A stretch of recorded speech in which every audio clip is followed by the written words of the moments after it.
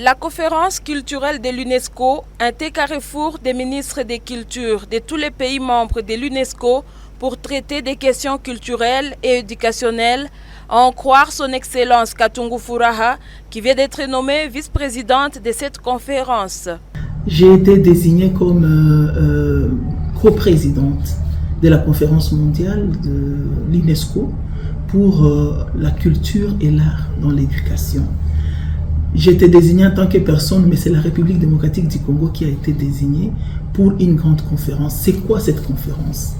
La conférence mondiale sur l'éducation culturelle et artistique était une grande réunion, un rendez-vous de tous les ministères de la culture, de tous les ministres de la culture et les ministres de l'éducation des pays membres de l'UNESCO qui doivent réfléchir et décider de l'amélioration et de l'élaboration de programmes éducatifs en matière culturelle et en matière artistique.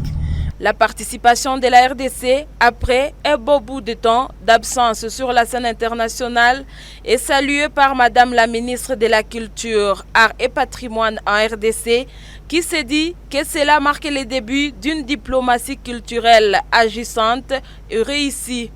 Nous allons présenter la République démocratique du Congo, qui a longtemps été absente. La République a été longtemps absente des grandes activités comme celle-ci, des grands événements, des grandes rencontres. Et aujourd'hui, notre diplomatie culturelle est en œuvre. C'est vraiment effectif. Aujourd'hui, la République démocratique du Congo redynamise un peu sa façon de faire. Le secteur de la culture aujourd'hui est en train de revenir à sa place. Je dirais aussi que le pays n'avait plus l'habitude d'être invité à des grandes rencontres comme celle-ci.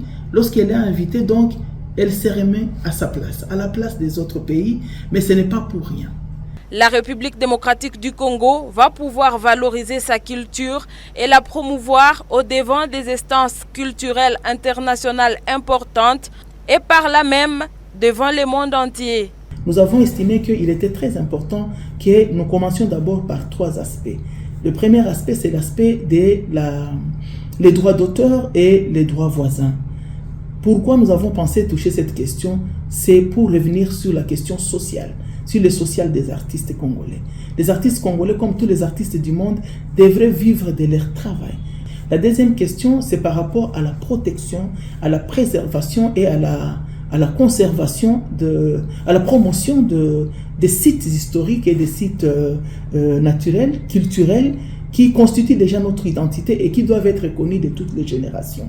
Nous avons l'obligation de dire, de transmettre aux générations ce qu'a été notre histoire, ce que nous valons et comment ils doivent contribuer à la protection et à la promotion de cela. Et en troisième position, c'est la question du patrimoine immatériel que nous avons reçu depuis 2021, c'est la rumba qui avait été inscrite à l'UNESCO comme un bien de l'humanité et qui doit durer, qui doit être pérenne. Et dans la pérennisation de la rumba, nous sommes en train de voir comment il faut qu'on mette en place des conservatoires. La ministre de la Culture, Art et Patrimoine de la RDC, son Excellence Katungu Furaha Catherine, a déjà participé à plusieurs rencontres culturelles importantes, entre autres le Mondia Culte organisé à Mexico, ainsi que des rencontres culturelles au Cameroun et au Panama.